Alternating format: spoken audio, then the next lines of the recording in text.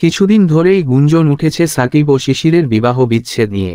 এমন শঙ্কা তৈরি করেছেন শিশির নিজেই। কারণ সামাজিক যোগাযোগ মাধ্যম থেকে সাকিবের সঙ্গে তার অনেক ছবি ডিলিট করে দিয়েছেন তিনি।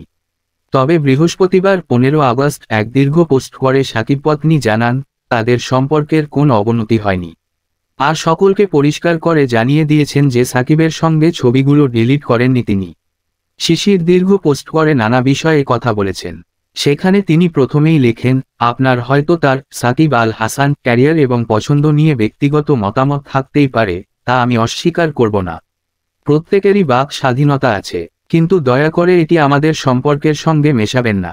সে একজন অসাধারণ স্বামী এবং বাবা। সে সবসময় আমার প্রতি বিশ্বস্ত ও সৎ ছিল আর এমন কিছু করবে না যা আমাকে আঘাত করে। সে এমন মানুষ যে আমার পাশে দাঁড়াতে গিয়ে নিষেধাজ্ঞার মুখে পড়েছিল। তাদের ব্যক্তিগত জীবন নিয়েও কথা বলেছেন সাকিব পত্নী। পোস্টে এরপর তিনি লেখেন, আমি তার বাইরে ঘোরাফেরা নিয়ে সবসময়ই জানি আর বেশিরভাগ সময় তার সঙ্গেই থাকি। 13 বছর আগে আমি যে মানুষটির সঙ্গে আলাপ করেছিলাম সে এখনও সেই একই মানুষ আছে। জীবনসঙ্গী হিসেবে সে 100-তে 100 পাওয়ার মতোই। আর আলহামদুলিল্লাহ আমাদের সুন্দর একটি পরিবার আছে। স্ট্যাটাসের শেষে সাকিব পত্নী এটাও জানিয়েছেন, সাকিবের সঙ্গে কোন ছবি ডিলিট করেননি তিনি। শিশির লেখেন, আমি আমার কোনো পোস্ট বা ছবি ডিলিট করিনি, কেবল তা প্রাইভেট করে রেখেছি। আর ছবি বা পোস্ট কখনো কোনো সম্পর্ককে বিচার করতে পারে না। এদিকে পাকিস্তানে পৌঁছে বুধবার 14 আগস্ট প্রথমবারের মতো অনুশীলন করে বাংলাদেশ দল।